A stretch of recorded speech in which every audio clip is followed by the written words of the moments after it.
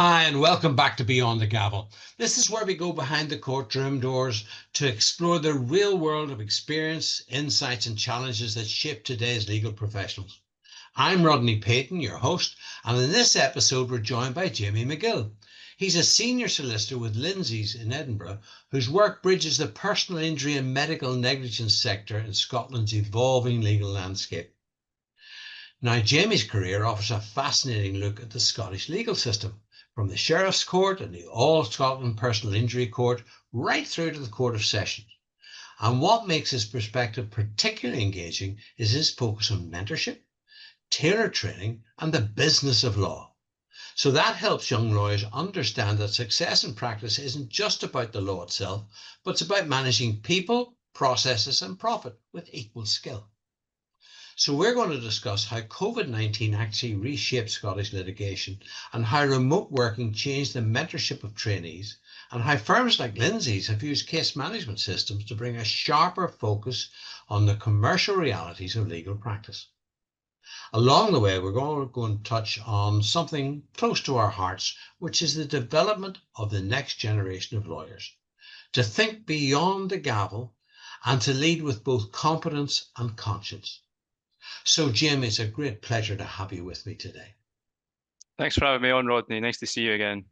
It's lovely to see you again, too. Now, Jamie, there have been a lot of changes procedurally in Scotland over the years, particularly as we said earlier on with COVID-19. So, how has that affected the Scottish legal landscape? And what has been the difference in the day-to-day management of cases? It's an interesting point, Rodney, because there's not a lot of positives that you can take from COVID-19, but certainly the way we're working just now in Scotland, there's a couple of real benefits that have come about from it. So a lot more of the court's case management systems have got their own online portals now. So rather than physically sending a trainee from your office up to the court on the Royal Mile or just off the Royal Mile to physically lodge documents, they're now able to accept electronic service via the case management portals. So obviously saves time and effort, and it saves quite a lengthy trek from one side of Edinburgh to the other. And there's just various things like procedural courts in Scotland. Previously, obviously, I practice all throughout Scotland. So predominantly, the personal injury court is the court I'm in, which sits in Edinburgh. But often you could be in Dumbarton, Highlands and Islands. Previously, you would either need to consider instructing local agents if it wasn't economical to go up there yourself. Obviously, you could be on a ferry, could take a train, or it could take 3, 4 hours in the car. But now, since COVID, most of the procedural stuff is now done virtually via WebEx, which is again another platform just like Zoom. So procedurally, it's been a real shift. It means you don't have to take so long away from the desk. Also, cost effectiveness in terms of instructing local agents, you can negate that. Obviously, all the hard, sharp stuff at the end of the cases, so physical proofs or trials are still in person. Another benefit is really the hybrid proof system that Aspic, which is the personal injury court, is introduced. So naturally, quite a lot, and experts like yourself are based down in England or not physically in Scotland. You'll know yourself that coming up to Scotland to attend a proof where you could be cited for 3, 4 days, that's a lot of clinical work, private work, various other ventures that these experts are doing. One of the real benefits is the hybrid proof system that this particular court's introduced. So all it takes now is the solicitor who wishes to get their expert done remotely, they'll submit a motion to the court, provided there's no opposition, court comes back and says that's all fine. So rather than expert travelling or flying up from London, they can sit somewhere in the hospital or somewhere in their own house. It can take them 5 minutes to log on to the laptop as opposed to a day and a bit worth of travelling. Afterwards, you've got the same travel back. But obviously, because they're now doing it remotely, they can just turn off their computer, go back to their clinical practice or whatever. So it's been positive in the sense that lots of stuff is now online, which is obviously good for keeping costs down. But at the same time, for people like me, I quite like the chit chat, I quite like the physical networking. So it's not all positive in that sense, but maybe the social side of it's taken a bit of a hit. It has the cups of coffee, though very, very interesting. Just on a total side note, we have properties in Scotland and things. And my son, one of my boys, is in Australia. He's a senior medical officer in Northwest Australia, and we were looking at a mortgage in Scotland, and he had to go find a Scottish solicitor because they wouldn't do it by DocuSign. That's bizarre. which the world does. The world does it by DocuSign. But no, what we had to organize was for a Scottish solicitor to watch him sign it in Australia. And now, right now, he has to FedEx it back to there, the one he signed, for the Scottish lawyer to sign it and put it in for the mortgage, with all the delays that entails. The rest of the world will put it out and DocuSign it, but not in Scotland. So, yeah, some people are caught up, but one or two bits of the law have not. Mm-hmm. So you spoke also about the structured mentoring system you have at Lindsays, using case management systems, and helping to develop the confidence in the young people as they come on. Because when they are working from home and they are working remotely, you can't just walk down the corridor and knock the door and say, "Excuse me, Jamie, what do you think of this?" So how have you overcome that bit of isolation and loneliness? It's one thing if you're really experienced, but it's another thing if you're starting off, isn't it? No, that's a great question, Rodney. So I had the benefit of having 1 year during my traineeship. I trained with a great firm, Brenda Mitchell's Road Traffic Accident Law Scotland. So for the first year of my traineeship, I was in the office every single day. You know, you're at the coal face. You can hear how other solicitors and medical legal experts talk on the phone. You can hear how they handle clients and obviously how they deal with court hearings and things. So the downside of COVID was I went on furlough for the month of May on full pay, which was actually pretty good because I think it was the sunniest month we had all year in 2020. But when I came back, it was obviously difficult because, as you say, you're not there, you're not physically hearing things in the office, you're kind of off the coal face a wee bit. So ended up finishing the traineeship and then I moved to Lindsays. And I think by the time I had moved to Lindsays, that was August 2021. So they had developed a great system for mentoring junior solicitors, NQs coming through the ranks. So the way that we do it is there's a partnership system. So I am now a senior solicitor. So I have a buddy allocation of certain paralegals and certain junior solicitors. So I'm their main port of call. We'll meet every week on a kind of half an hour, 1 hour basis, rather than them having to pick up the phone constantly, sort of pestering and things like that. We have this 1 hour session where they can bring all their problems, all their queries. We sit down, there's no distractions. You go through it, you've got, each other's full attention, and then you can go away, action all the work. That's not to say though, if something urgent comes in, depending on what deadline it is, you can't still pick up the phone. That's still a possibility. So the same with me. I have a more senior colleague who mentors and buddies me. We have the same meetings. We again catch up on a weekly basis for about half an hour or an hour. So that's the way that we've kind of implemented the junior buddying system. And again, obviously, there's a big sort of hybrid thing just now where people are working from home still. So even trainees that would have been in the office 5 days a week, they're maybe coming in for sort of 3, 4 days and having 1 day at home. Again, the way I was mentioning earlier, that the hybrid proofs in the hybrid court system for certain hearings means that there's effectively a WebEx link that gets sent out. So it goes to our court motions inbox and everybody who pick it up. So we sometimes encourage trainees or junior solicitors, if there's a really interesting and important case that's going to get heard, we'll say, come along, sit on it. You don't have to have your camera on, obviously, no kind of suit or tie or anything. You can just sit in and you can hear at the sharp end how the advocates or how we as solicitors will deal with things in court. So again, it's a slight catch-22 because the benefits of technology and obviously COVID forced everyone to keep a distance means that we can do things electronically and digitally now. But again, there is still that missing link of physically speaking to somebody. As you say, with a coffee around the table is the best way to do it, in my opinion. Do they get to discuss those cases, even if it's not their cases in this weekly meeting with you? You can say, "Hey, let me talk about this case that that I sat in on." Absolutely, because obviously the trainees are not just doing work with their buddies, or the junior solicitors are not just doing work with their buddies at the firm. They're also assisting partners and paralegals with doing all sorts of work. So it's not just their own caseload. If they've got anything interesting that they want to discuss on another piece of work that someone's given them, they're more than free to do that. So it's a real open door policy of whatever you want to discuss, along with the usual chit chat about the weather and what you did at the weekend. Then it's just a complete, hands off the table. Let's just get through everything and then we'll see what we can come out of it with.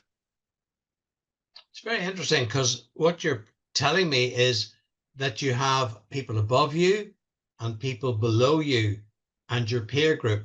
I was once taught, your grouping needs to have that sort of thing. You need to have peers that you can talk to. You need to have people above you to help you grow and develop. And you need to have people below you, about a third in each group, who ask you questions, who may bring a perspective you're not thinking of. They think up from their, thoughts about life. And by doing that group, instead of sticking with one group, only the upper ones I deal with, or only my peer group, but by having that people above, people to the side, and people below, and deliberately, not in large groups, but keeping those three levels is very powerful in anybody's learning. Absolutely. In addition to the buddy meetings that we do on a weekly basis, we also meet laterally. So it's not just everyone throughout the pyramid. There's also lateral meetings that go on. So all the solicitors will catch up for sort of half an hour. There'll be another meeting where it's either a full team session. We do that on a fortnightly basis. And then the other weeks in between, we have a solicitor partner meeting. So it's really throughout the entire pyramid of the firm, there's regular chances to catch up and discuss any issues. Because obviously I'm based in Edinburgh. I think we've got another couple of solicitors in Edinburgh. The vast majority of the Lindsays personal injury team is actually Glasgow based. We've actually got one of our partners that lives full time in Spain and flies back occasionally. So we're not geographically limited to the fact that we're all over the world essentially. These meetings and digital things that we can do post COVID are just fantastic because it means the whole team can come together, scratch their heads, and get to the bottom of issues pretty quickly if we need to. Yeah, I think that's very important. And how do you balance then in your training between that, the empathy, and then the precision you need to run the legal case? The time spent with your client, being empathetic but not sympathetic with them and not hooking yourself into them. But yet there's a precision in the case. We talked about how you need to do that, and it's a business, and it is a business, like it or not. It's got to make a profit. So you've got to have some precision in the business. So how do you tackle that, helping them to have empathy, but understanding it's a business? That's a great question. I think from my own experience, I did 5 years up in Aberdeen studying the law, and it was only really in the fifth year when you're doing the diploma that you start to get some topics on the law firm as a business. Obviously, you spend, the vast majority of your time learning about the law and learning about how it works and how you can use it. But there's very little, it might have changed completely since I was at university, but I found there was very little in terms of running the law firm as a business. So what I was always taught early doors is, yes, it's a client service facing industry. We're there to help people, but don't ever lose sight of the fact that it is ultimately a business, as you say. So I think my interests out with work, I like a keen interest on financial news. I like sort of stocks and shares and investing. So it's always been at the forefront of my mind. So even though I wasn't taught it at university, I was always sort of commercially aware, always sort of conscious when I was in the early stages of my career, looking at your account of expenses when you settle a case, seeing where you've made money, seeing where there's perhaps gaps where you could have made money, and then applying that going forward. So I think the way that we try and do it now is when we get a trainee or a newly qualified solicitor in the door, yes, it's as much about getting them used to the firm and how we operate, because that could be completely different to what they're used to. But ultimately, it's things like looking at the amount of time you're spending on a case, looking at the accounts of expenses, where you're getting the money in, where there's maybe money to be made. And ultimately, it's just kind of a bit more hand-holding in the early stages because some people will get it right away and some people might take a wee bit more toing and froing to get there. But ultimately, I think the way that we work at Lindsay's is if you have any issues with the commercial side of it, so if you're looking at a case and you've maybe overestimated how much time you've put on it and there's maybe an issue of recoverability, bring that to your buddy at the buddy meeting, discuss it at the wider team meetings, and we can work out a plan for going forward. So again, it kind of comes full circle that yes, we are a client service business.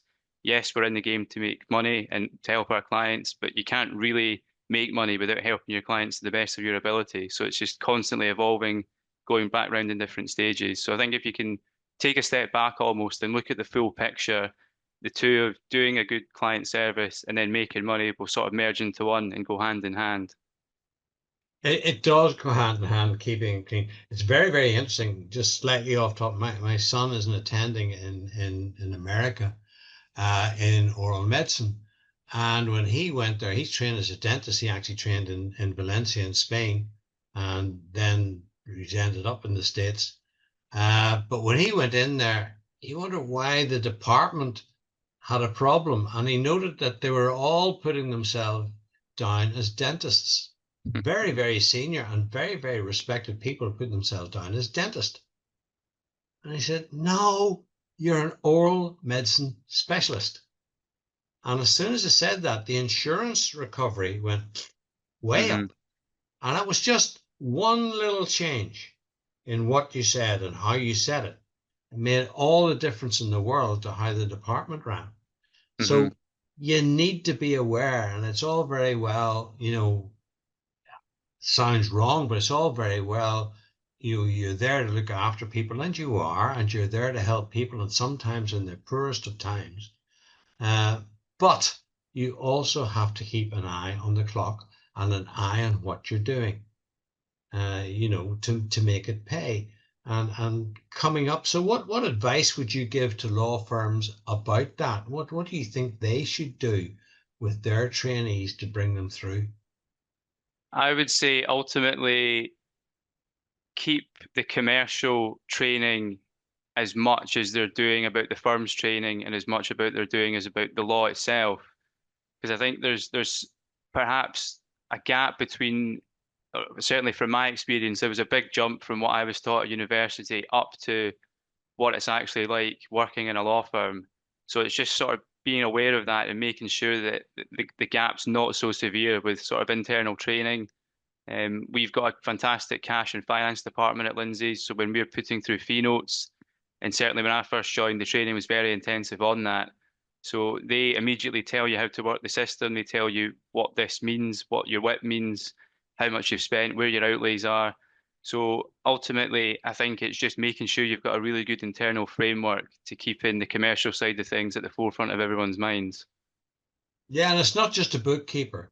A Hmm. bookkeeper can give you, they say, this is what you earn, this is your profit. But a proper accountant tells you what's happening to your company.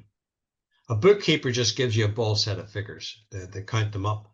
So it's worth the money to have a proper accountant who is part of the team and tells at senior level what is happening. Because the headline might look good, but you look underneath and said, do you realize what's happening here? Do you realize what you've just spent? Do you realize that so and so's only seeing 3 cases? Do you know what I mean? You need an accountant who will look at it and give you the detail. And I think a lot of people, somebody comes in on a Friday morning and does the accounts. Hmm. They write checks or do that, and they give you a book and throw you figures at the end. But that you need more than that in a company of any size, and so it's a misspent money to do that. You need proper accounting. I agree. And I would say this is maybe my own personal outlook on it, but I almost see time recording and the money you're doing and the money you're bringing in is almost like a foreign language or like an art. Because if you can sit down and investigate and realize, okay, I've got this case, it's maybe worth X. I know from my own experience, it's still got another 6 months or a year to go. We're getting a wee bit tight towards the business end of what our recoverability might be.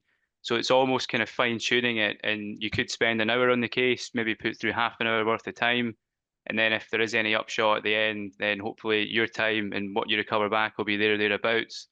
So again, it is a fine art and it's a fine skill to hit the ground running with, especially when you're first out of university. But I agree, it's just a case of being almost financially literate, keeping an eye on things. If you need, speak to a senior colleague or speak to other people in your team just about saying, okay, I've got 5 grand on this case. As I said, it's got 6 months to go. We might only get another grand back. That 6 months is probably 2, 3 grand. What do you think I should do here? And collectively, if you're unsure, there's always an answer somewhere. So again, it's that basic point of if you're unsure, ask questions because there's no silly question, especially when it comes to financial literacy and and things you- like that. and and you need that, and everybody needs feedback on their figures. It's one thing, oh, the department's figures show this, but everybody needs that form of feedback on their own till they see what they're contributing, Hmm. vis-a-vis what everybody else is contributing. I think that's very powerful to see that. Now, what do you see as the distinction between the Scottish system and say the English system or the other systems in the UK? What are the advantages and disadvantages? And are there any lessons from the Scottish system that you think could be, brought into those other systems? It's an interesting point, and quite often we will see reports from medical experts that are based in England, and they'll reference the way things work in England. So in England, there's Part 36 offers. They kind of blurb at the bottom of experts' reports. So say I'm compliant with Part 36 and these rules. Obviously, they don't apply in Scotland. So it's just being aware that there are slight differences, very slight, but they do have a big impact on how cases run. In Scotland, we have the Hunter v Hanley test for medical negligence. In England, it's Bolam. They're there or thereabouts, but there's just slight differences with the wording, and the bar positions are slightly higher for where negligence is. So the interesting discussion I had recently with a medical expert that's based in England, and it was a case where there was about 5 or 6 experts on our side and 5 or 6 experts on the other side, and the orthopedic expert had suggested a hot tubbing session, which is obviously, as you know, where all the experts get together, they basically thrash it out and come to an agreed point. That's very rarely done in Scotland, although it is still taught on CPD courses and things like that. I'm yet to see a case where we've all got the experts into a room to hash things out. In my mind, I can see a lot of common sense because ultimately, if you're going to proof or if you're going to trial over quite a minute point, but obviously has a big impact on the case, rather than spending the thousands of pounds for both sides, if you've got advocates, KCs instructed, it's easier just to get all the experts into a room to have a discussion in terms of the economics of the case. So I think the way they think, again, I'm not too sure how common that is in England, but I think it's something that could be explored a wee bit further in Scotland. So the overall thing is obviously the case law is relatively similar. If there's any appealed cases in Scotland, it ends up in the Supreme Court down in England anyway.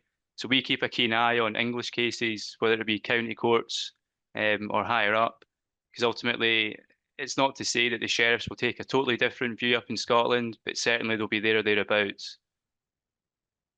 Yeah, I think that's important. I mean, I've just done a couple in the last couple of weeks of expert, getting together to give an expert's report.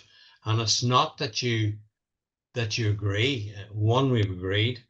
One, we say what we agreed, and there are specific points we do not agree. And you just list those out and why, and you say Prof X says this, Prof Peyton says that, and you hand that's a combined thing, you give that up, and it's for the court to decide between them. And maybe we'll be called and maybe we're not, because it's very, very rare for any of us to end up in a court these days. A lot of them are sitting at the door. And what was interesting, I was talking to people across in the States as well, and they said, the ones that actually get into court are usually the weaker cases. The Hmm. ones that look as if they're home on a boat. I mean, the defense give in quite easily before they don't want to go there, and it's all settled. It's the ones where the defense think they have a strong case, and yet for some reason the litigants wish to continue it, and it's a very high failure rate, a Hmm. very high failure rate. Um, I think that so one of the main issues for my line of work is I'm predominantly a pursuer's agent. So I would say 98% of the cases that I run are as the pursuer. And ultimately, there's inherent risk whenever you take a court as a pursuer, how a often do you case go to to court. court? Of So all this, your cases, what percentage would you say you end up in court? I was actually just going to come into this. So I would say on average, obviously procedural hearings are different. You could get a Hmm. procedural hearing for anything, but for an actual proof at the sharp end of the stick, I would say one case out of every 100. Yeah, it's that Yeah, sort of percent. It very really rare. is. For me And you don't, personally, it was it was August 2023 was the last physical proof I had. and that's the truth. So finally, as somebody deeply involved in litigation and training, Where do you see the Scottish legal system going over the next 5 years? What changes do you see on the horizon? I think personally, you can't ignore AI. I think it's just bedded itself so much into the way that we're even working just now at Lindsays with Copilot, and it basically does what you were saying earlier. We will have a consultation with an expert rather than having a paralegal attend to physically sit down and bash out notes. It pulls through the transcript word for word and then can digitize it and obviously comes up with Prof X says this, Solicitor says this. So it's a neat way of doing it. It takes 10 seconds after it's generated it all through rather than somebody sat there typing up the notes. But I think AI, you've seen these cases in America where I think there was one maybe in New York where there was some sort of AI counsel at the end of a case was sort of delivering a video message. And as the judge understood it, there was no attorney present for this particular client. And then she turned around and said, "Well, who's this? Is this your attorney?" And he goes, "No, it's my AI attorney." So I think I had to laugh at that. And I just think, from my own experience, AI, when you're asking it to review documents and when you're asking it specific points on the law, it's never accurate. So, Yeah, that's right. It does hallucinate. And it's interesting when you ask AI, what's the answer to this? And if you ask the same question, please take your time and tell me what is your answer to this. The answer may be something very different.